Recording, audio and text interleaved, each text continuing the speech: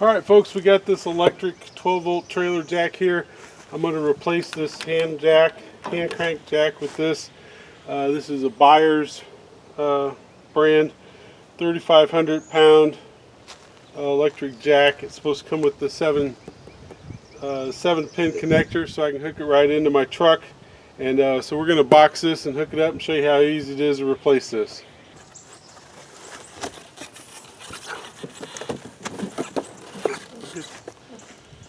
Alright, there we go. Got some instructions.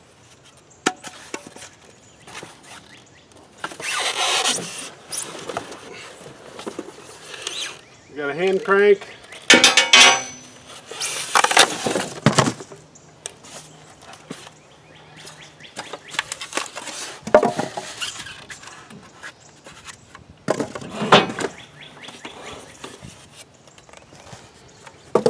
Alright, pretty simple.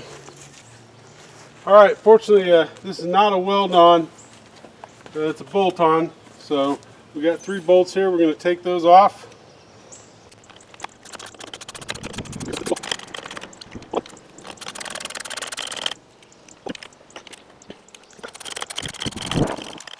And bolt 3.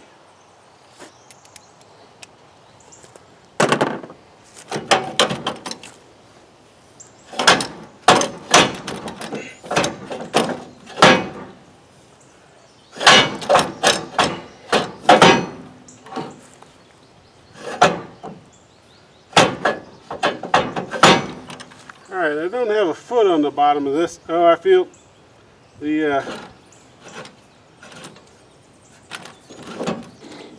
Alright, so you can see this part here is bent, and that's keeping this from being able to lift up and out of there.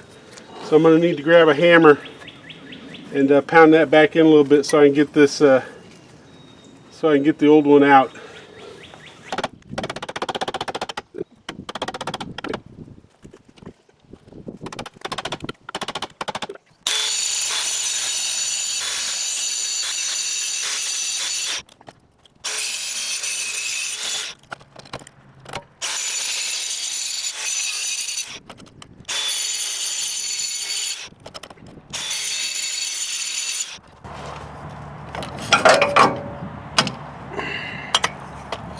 Alright, now we got those bent things ground down and out of the way. Comes right out and we should be able to put the new one in. Alright, so we'll take off our pin, slide this out, and that should let us put this into the hole here.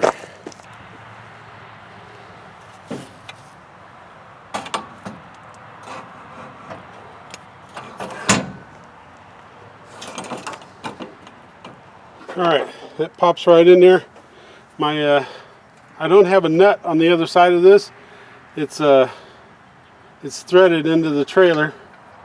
Basically the frame is threaded. So all I got to do is put these bolts back in here. And it'll be ready to rock and roll.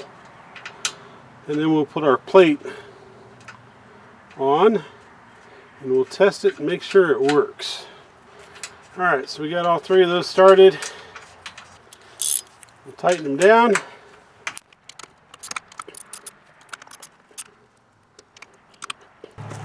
Alright, we'll put our plate back on here.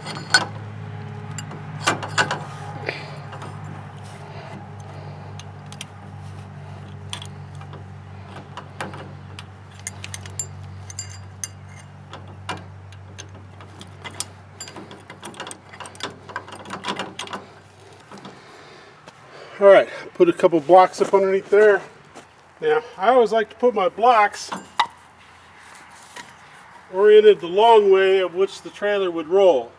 Now, if I was on a hillside and this might want to tip off this way, I might put my blocks this way, but I'm on a hillside that goes this way, and that's the way the wheels go, and so if this thing wants to slide, it's going to want to slide this way. And so if I got the blocks this way, then they can't slide off. Whereas if I had them this way, they could just roll right off of there. So pay attention to which way you orient your blocks, and it'll just make it safer. Okay, those are actually bread ties, so I might save those in case I want to use them. Alright, so I'm going to connect this to my 7-pin.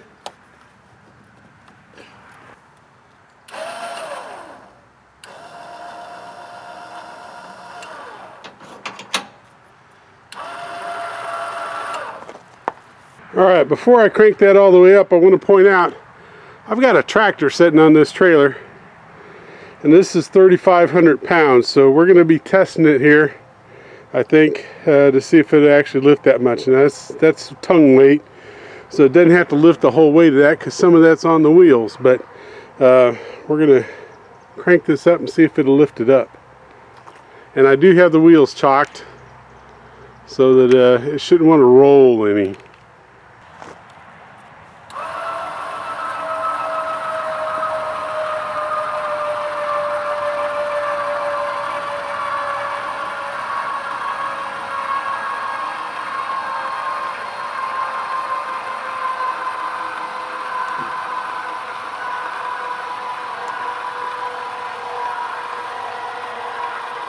Alright, we're coming up off the ball.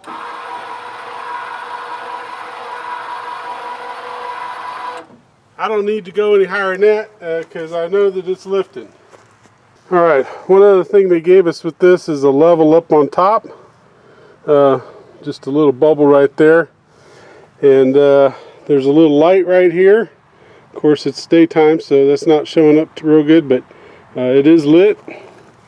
And there's a light over here on this side. It is also lit. One last thing, these lights will stay on as long as this is plugged in and this switch here is on. So you gotta, if you're gonna leave this hooked up for any amount of time, remember to turn this switch off so that your lights go off and you don't drain your battery.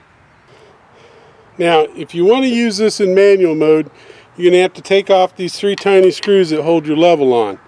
There are 4 bigger screws that hold this top on, but you're not going to want to remove that because there's pieces, there's casings inside this top that hold the gears in place, and if you take this off, it's not going to work right. So you're going to have to go find you a tiny screwdriver that will take off these tiny Phillips heads screws so that you can get that level off, which will expose this gear here that this crank will fit onto, and then you can crank this up or down, whichever way you need to go. And it has stuff, it has printing imprinted on the case here for up and down to tell you which way to go, and that should be a reminder if you forget that if you need to do it in manual mode because you don't have electricity via your 7-pin there, that's the thing you need to take off and not these other screws here. Okay, so there you go. And so overall it looks like it's going to work well for me, and a lot cheaper than the Uriah model that I also did a video on.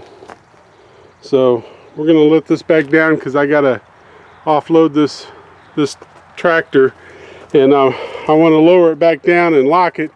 That way when I drive it off, it doesn't make the front of the hitch come up and hit my truck or do anything weird like that. So overall, looks like it's going to work very well.